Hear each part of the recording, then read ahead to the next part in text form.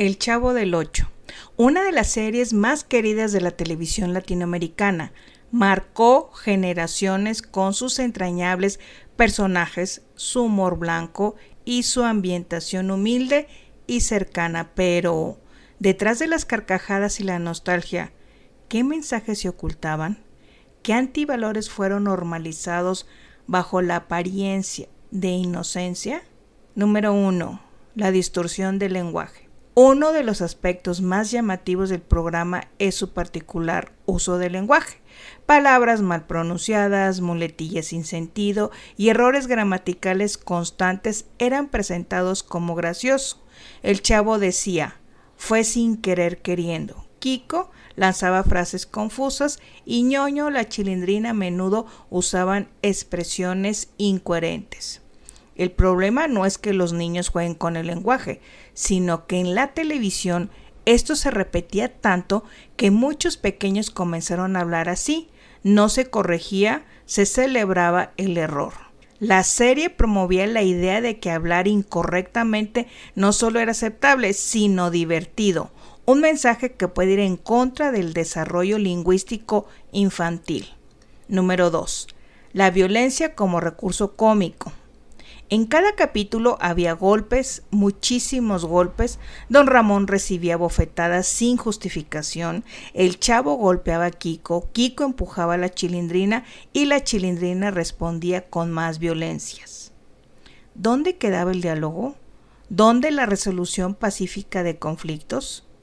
El uso de la violencia como comedia genera una desensibilización en los niños.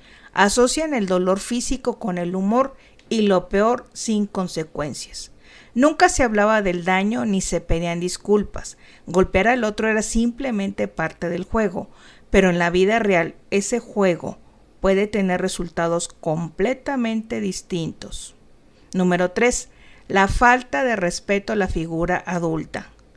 Aunque los personajes adultos eran la mayoría en la serie, rara vez se mostraba como modelo a seguir. Don Ramón, por ejemplo, era perezoso, irresponsable y mentiroso. Doña Florinda agredía físicamente a los vecinos. Y el profesor Girafales era más un personaje romántico que un guía educativo. La relación niño-adulto era de desconfianza o burla, nunca de admiración. Se rompía así una figura clave en la formación de valores, el adulto como referente. Cuando un programa popular ridiculizaba a los adultos, los niños aprenden que no hay que escucharlos y ese efecto en la educación y en el hogar se nota. Número 4. La escuela como espacio de castigo. La escuela del Chavo del Ocho no era un lugar de descubrimiento o curiosidad, era una pesadilla. Los alumnos solo querían escapar, el profesor se frustraba y el aprendizaje era visto como una obligación molesta. Rara vez se mostraba algo que motivara a aprender. Al contrario, los errores eran motivo de risa y los que sabían eran burlados o ignorados. La serie consolidó la idea de que estudiar es aburrido y que ir a la escuela es casi un castigo, y eso influye especialmente si el niño no tiene otro referente positivo en su entorno. La ausencia de la familia nuclear y el abandono infantil. Una de las grandes ausencias en El Chavo del Ocho fue justamente la familia. Ninguno de los personajes infantiles tenía una familia nuclear estable, es decir, papá, mamá e hijos. Kiko vivía solo con su madre, la Chilindrina vivía con su papá y el Chavo simplemente no tenía familia. Nunca se supo con quién vivía el Chavo. Decía que vivía en el barril, pero no dormía ahí.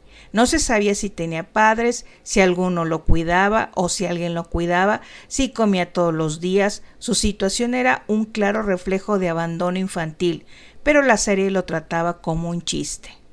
La figura del Chavo encarna la pobreza, el abandono y la orfandad, pero en vez de mostrarlo con sensibilidad o generar empatía, se usaba como un recurso cómico.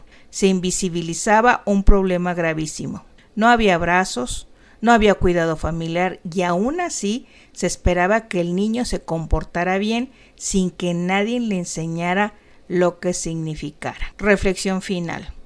El Chavo del Ocho nos hizo reír, nos acompañó en momentos difíciles, pero también sembró, sin querer queriendo, mensajes que debemos cuestionar. La violencia, la burla al saber, la distorsión del lenguaje y la falta de respeto no son valores que deberíamos normalizar. El problema no es ver el Chavo, el problema es no hablar de lo que nos enseñaba entre líneas, porque educar también es cuestionar lo que consumimos. Y aunque amemos el Chavo, también podemos ver con claridad los errores que cometimos al reírnos sin pensar. El Chavo del Ocho nos hizo reír, sí, pero también nos enseñó sin querer y quizás nos enseñó para mal. Nos acostumbramos a la violencia, a la burla, al desinterés por el estudio, al irrespeto y al abandono. Criticar no es dejar de amar, es mirar con otros ojos lo que antes no veíamos. Porque si de verdad amamos nuestros recuerdos, debemos analizarlos y aprender de ellos, porque lo que fue una comedia no se vuelve normalidad. Y no es por criticar el Chavo, es analizar lo que el Chavo nos ofreció en su momento.